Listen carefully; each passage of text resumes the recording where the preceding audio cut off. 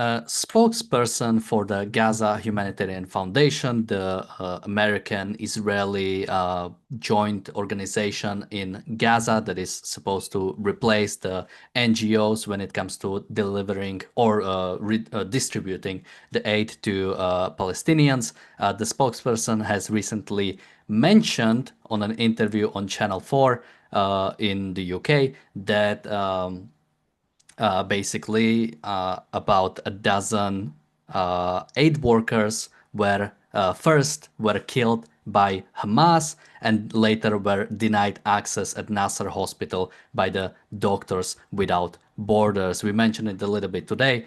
We have a little bit more to say today about it. So this is what we'll discuss today. Welcome to the Daily Objective. And I'm Daniel, and joining me today is Jonathan Daon, who hasn't been on the channel in some time. So it's great to have him on. And before we have a video from the spokesperson, so we'll listen to that. But before that, Jonathan, well, first, how have you been? Any thoughts on Israeli actions in the past, I think, 8 months that you weren't been on, and also any opening thoughts on this story? Thank you, Dan. Yeah, it's really great to be back here at the Ayn Rand Center UK. It's been a while.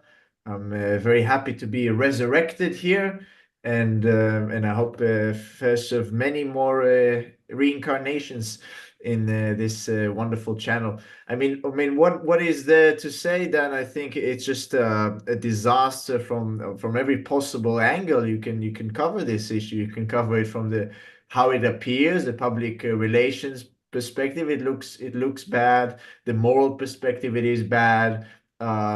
Everything is bad about the way this whole humanitarian issue has been handled.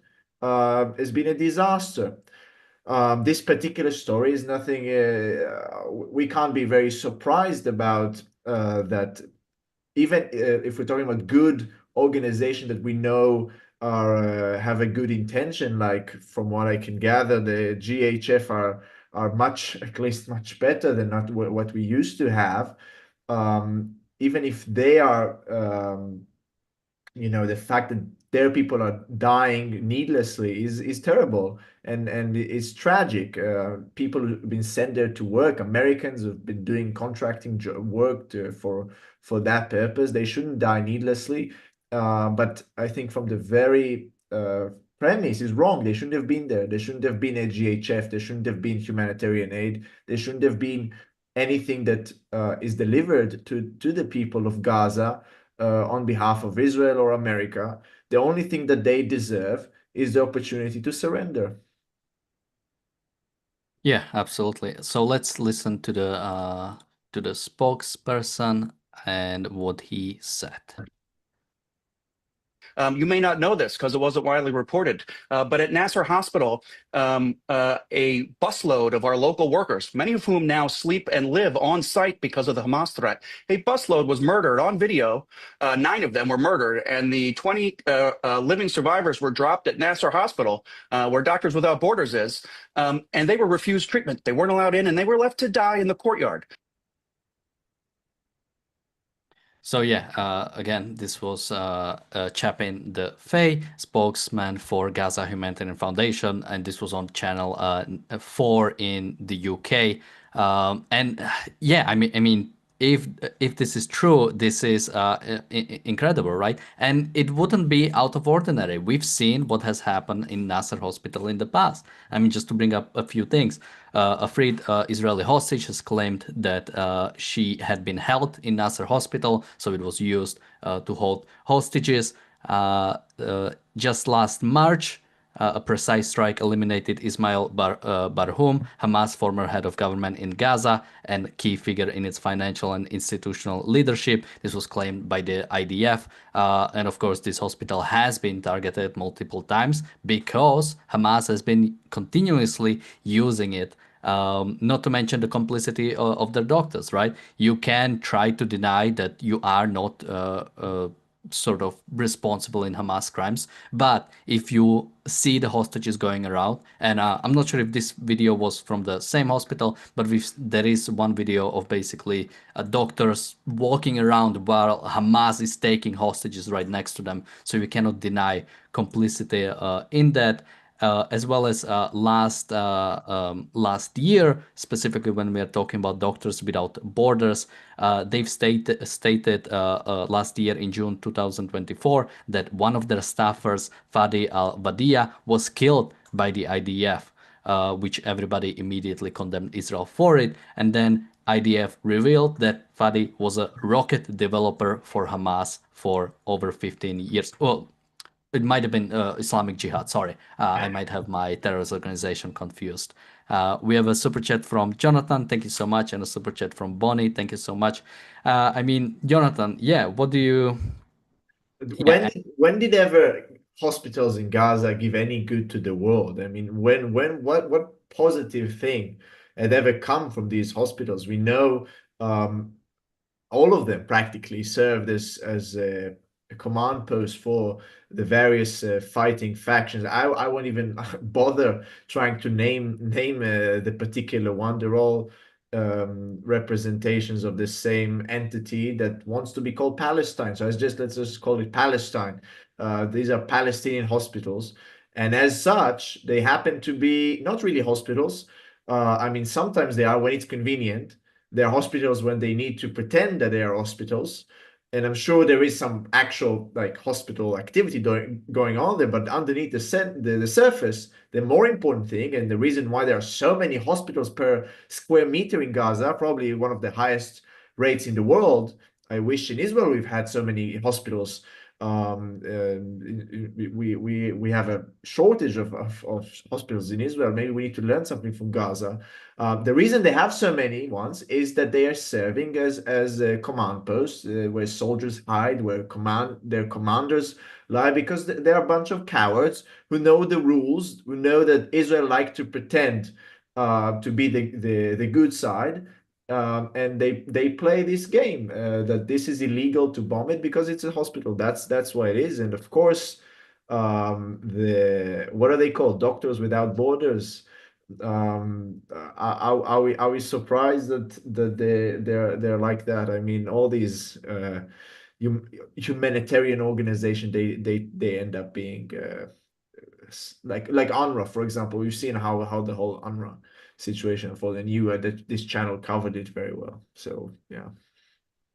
we have a super chat from Apollo. Thank you so much. Somebody said, without borders, but not without ideology. I mean, yeah, again, when it comes to sort of, again, to the extent this story is true, and I want to talk a little bit about the way this has been covered, but to the extent the story is true, again, we are talking about people being turned away at the hospital because, because of ideological reasons. Again, this Yeah. shouldn't happen, but Do our hostages, the Israeli hostages, do they get the proper treatment that they deserve? Of course not. We've all seen the horrific images of their state.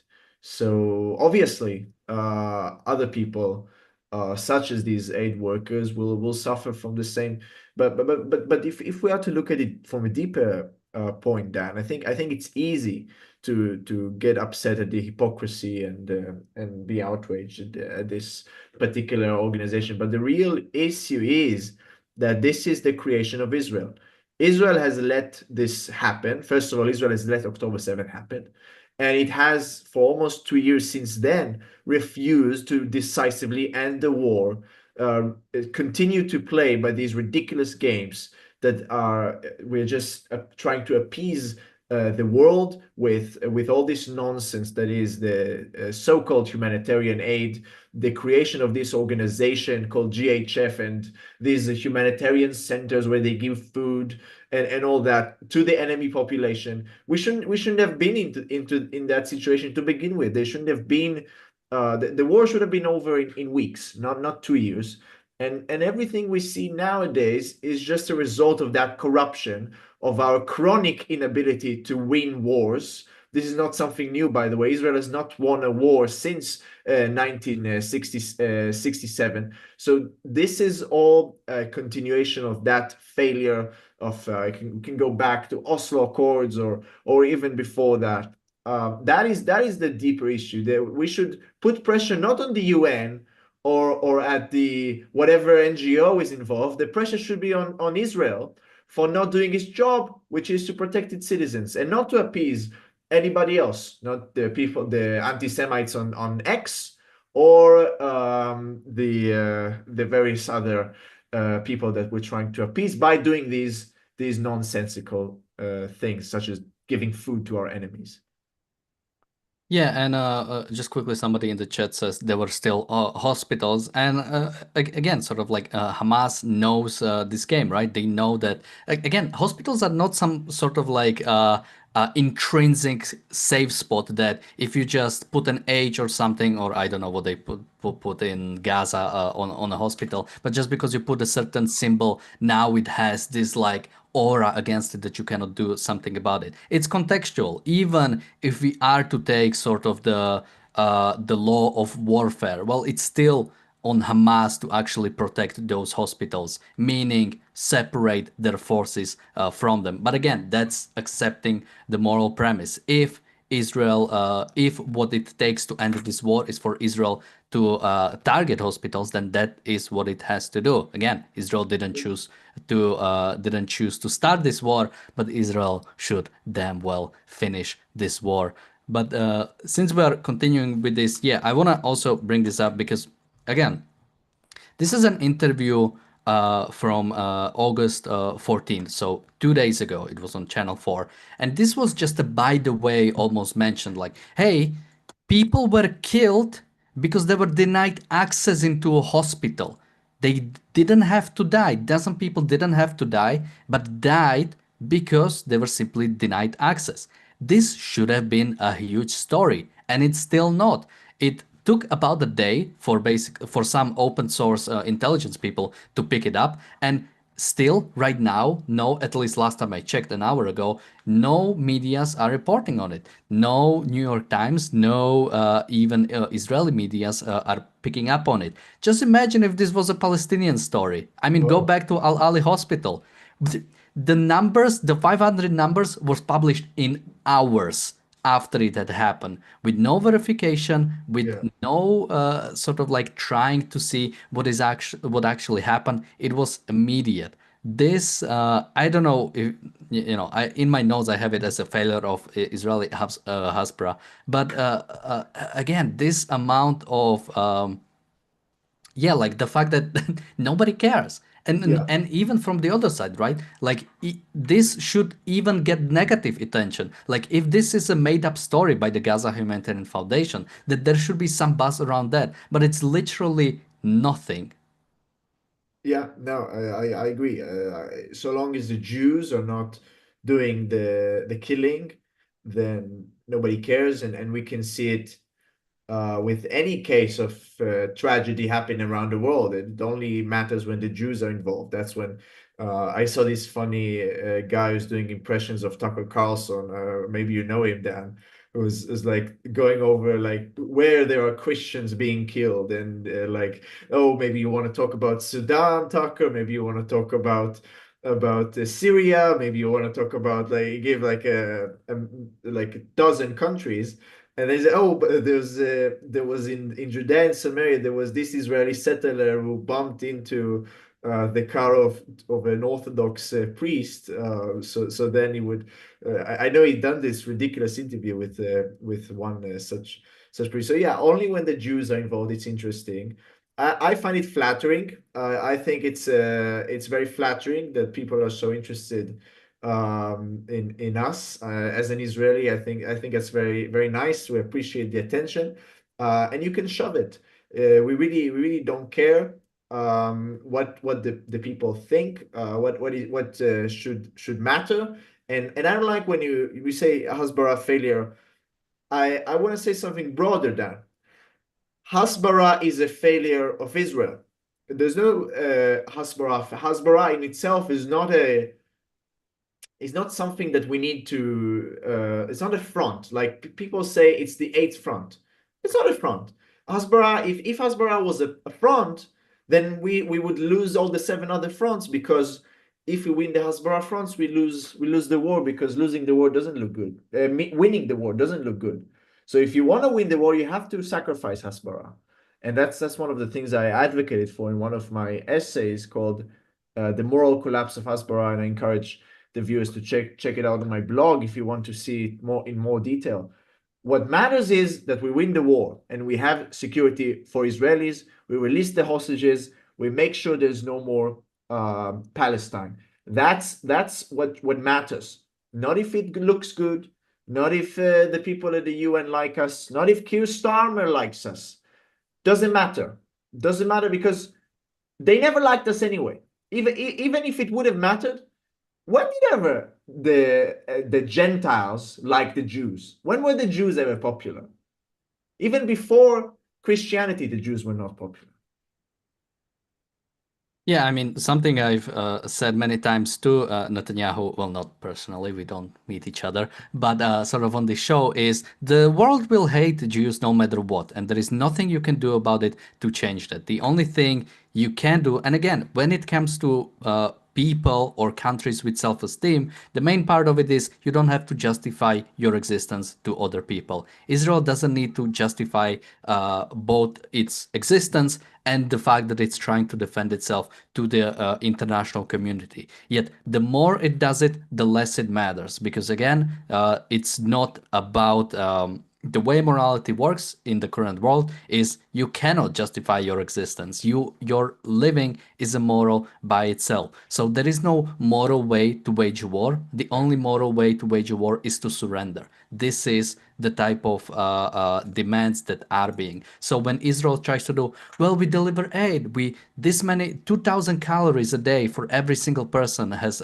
entered. We are letting aid drop in. Oh, actually, with the Gaza Humanitarian Foundation, a less of aid is being taken by Hamas and more of it is distributed. There can be nothing. And if you want the most concrete example, again, look up the pager story, right? The most precise military operation ever, and it wasn't good Not good enough. enough. It's never good So enough. there is nothing Israel can do to sort of justify its existence with Yeah, this type of morality. 100%. And I think it's sad how Israel and Israelis don't realize it. How, in my opinion, it's a bad sign of their psychology, that they are so obsessed with their image, even obsessed to such an extent that they're willing to sacrifice their own well-being for their own image. That is a sign of narcissism. And the more we sacrifice our well-being for the pretense of looking good, the more we will have our fate deserved. If Israelis are not truly willing to do what's necessary for their safety, then they're, in some tragic sense, they have it coming. Somebody says only Israel could make the Palestinians seem sympathetic. Again, that relies on the idea that that the world sort of like hates Palestinians. What is everybody talking about, right? I mean, oh, I'm not sure if I saved it. There is like a clip from Francesca Albanese talking about how, well, Hamas, people are focusing on the terrorist parts of Hamas, but people are not focusing on the hospital building of Hamas and building schools parts of Hamas, since they are a government. But again, this is the type of thing when people talk about that Palestinians deserve the state or the self-determination of the Palestinians. Nobody is calling for any good Palestinian state. It's simply a state. If they want to establish North Korea, well, it's their God-given right to do so, apparently. Jonathan, any thoughts Uh, on the sort I, of the way the world views Palestinians? I don't think the world cares about Palestinians. I think the world uses that. Well, look at what the Islamist mobs in Europe and in America do, and in Australia do. It's important to stress the horrors that I'm seeing there for my friends in Sydney who report to me about these matters. It's they used it only as an excuse to put their Islamist ideology in the face of everybody there. You can see how they would. I saw videos of them going into churches, for example, and disturbing people who are praying in churches. Not that I'm such a big fan of that, but disturbing people who are free to pursue their religion in a European country, and enforce their Palestinian flags and stop the scene. Why would they do that? Because they care so much about Palestinians. How is that going to be helpful for the Palestinians in Gaza? It's only about destroying Western values and what they identify as Western values. So they go after churches, they go after shopping centers, they go after city squares, they go after art museums. That's what they rightly identify as what is important in the West.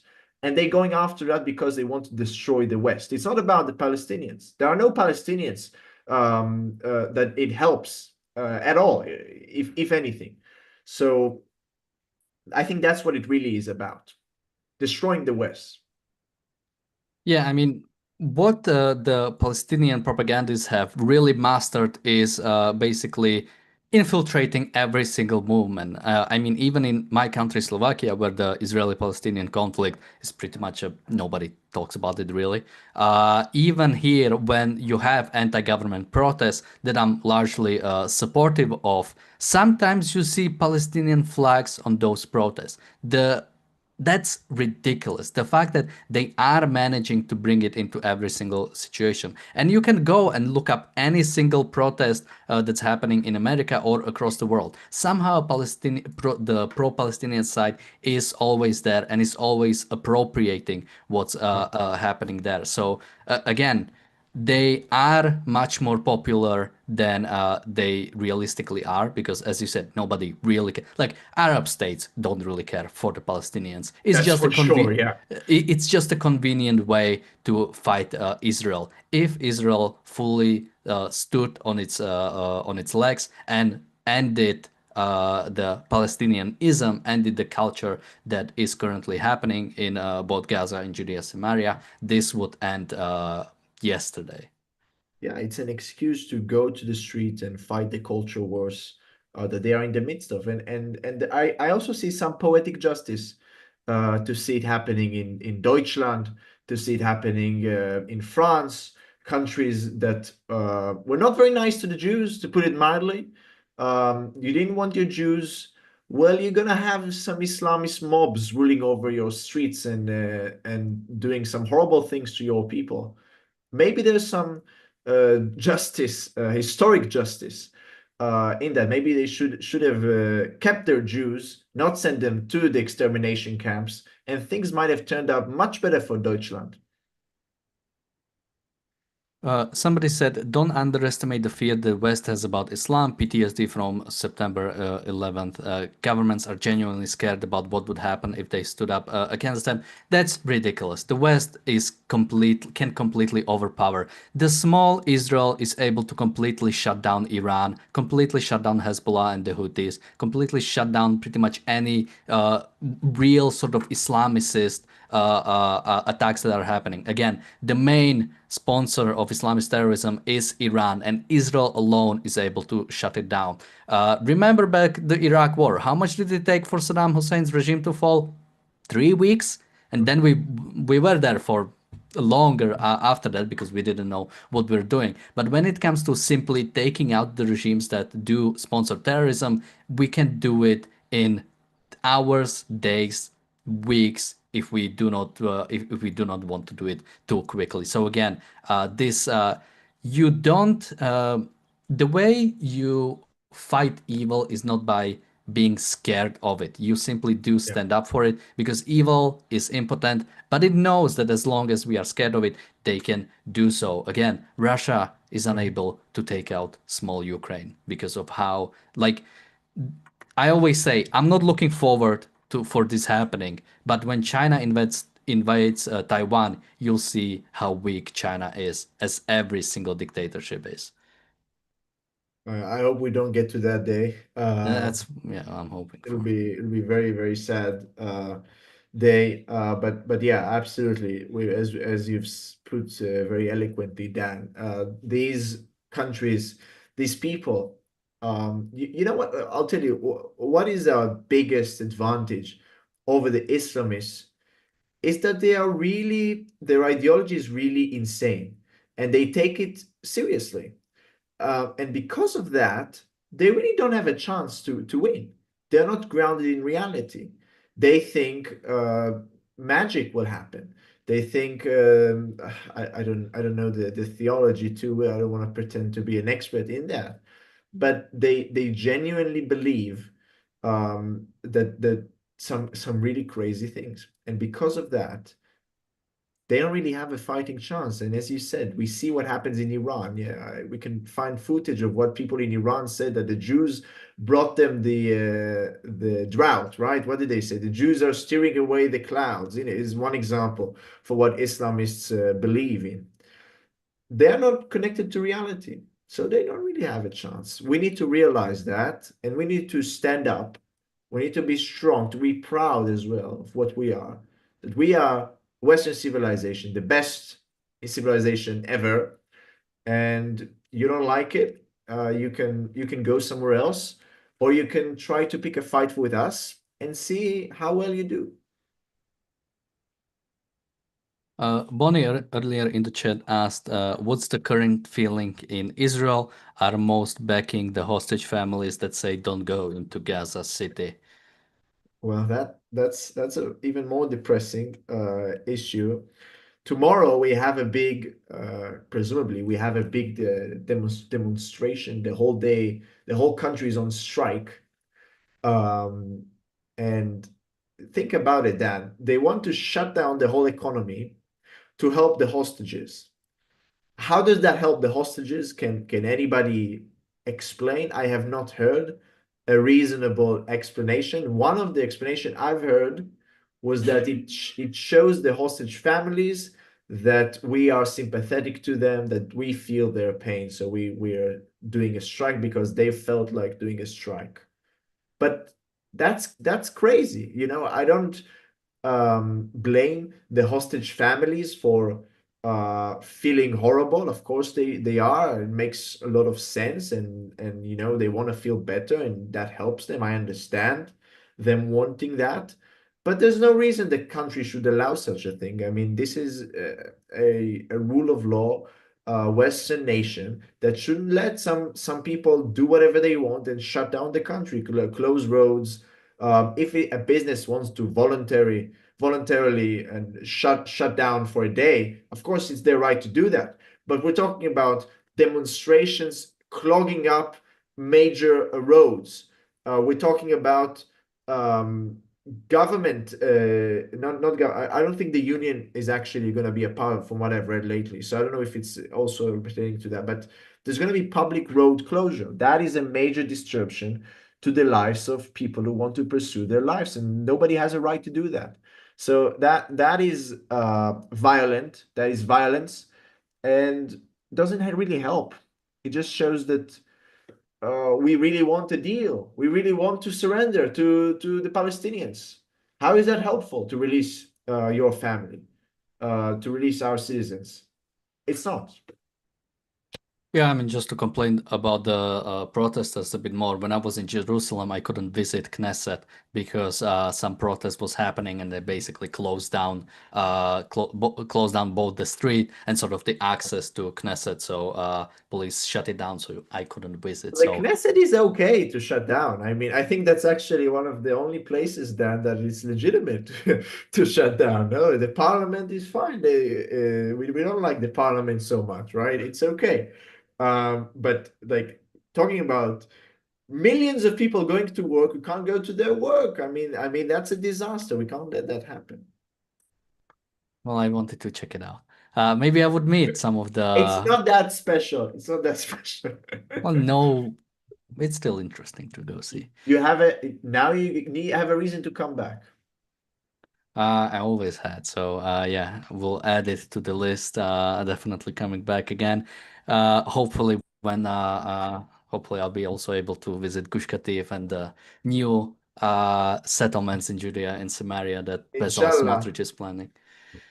We have a super chat from Bulmus. Thank you so much. He says, but these days our enemies figured out how to make us lose without them winning. It's far more effective too. I mean, because they, again, what is oftentimes uh, interesting about truly evil people is they know that they are evil and they know they are incapable and they know the only way to win is by us compromising with them. This is exactly what Putin is doing. By he knows he is winning if we are negotiating. So yeah, he will go and visit Alaska and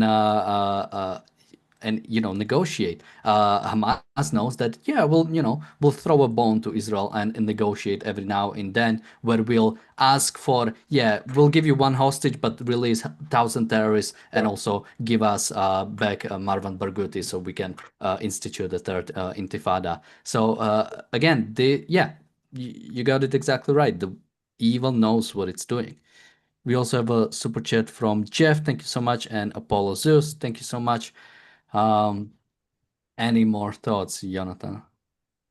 I mean, I don't really have any.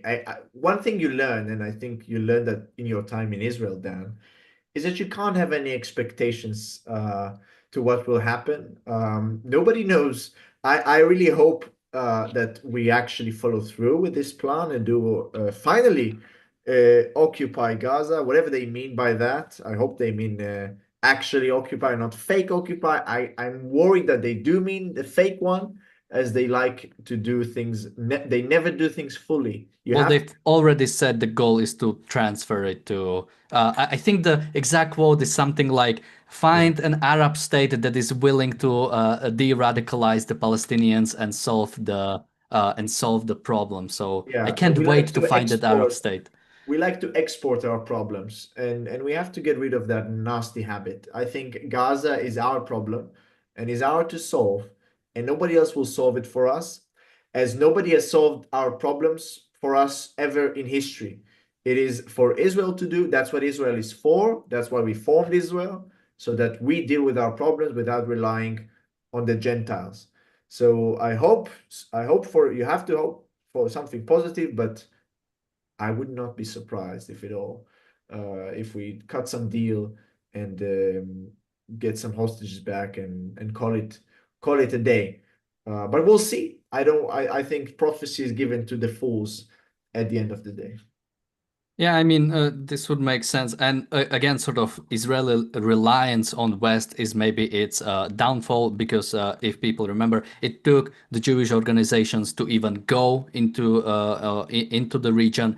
They had to actively then fight the British government to not stop Israel Jewish people to come visit again. Israel fought the War of Independence completely alone and was completely alone until the War of 67, where basically it had to rely on everything. And only after 67 is when the West started being more behind Israel. And as you've said, that was the last time Israel has ever won a war. So again, when people talk about putting sanctions on Israel, well, maybe the problem of Israel was the fact that it tries to be part of international community that simply hates it and doesn't want it to exist. Exactly. Any last thoughts, Jonathan? I think you've put it very well, Dan. We have to be independent again. Israel has to stop being a ghetto state. It has a ghetto mentality. We are this little community that is surrounded by enemies, and we are at their mercy. That is our mentality. Our mentality in 48 was we're going to establish a Jewish state and we're going to protect ourselves, whatever it means. And if the UN doesn't recognize it, the UN can go to hell. If America doesn't help us, they can go to hell. We will source weapons somehow through Czechoslovakia and somehow defeat the 7 Arab armies. That was the mentality then. It worked out. They built an amazing country. And now we're going back to the mentality of Europe, the European mentality, the one that has ended up in the gas chambers in Auschwitz. We have to be independent. And that means saying that we don't care. that means fighting all the way and do whatever is necessary to bring safety to our children, because nobody else will do it. Askishka has become a member, so welcome to the membership. And he also super chatted, so thank you so much. He says, Shalom, Jonathan and Daniel. Been member a long time, but had to rejoin. Thank you for streaming, L'chaim, and thank you for your support. Jonathan, where can people find you? So people can find me on philosophyIneeded.com. The link, I hope, is in the description. I just released a wonderful essay, I think, called Israel Created Palestine. So if the viewers are interested to hear about how Israel has actually created this whole phenomena that people know today as Palestine, do read it. I think it's very successful.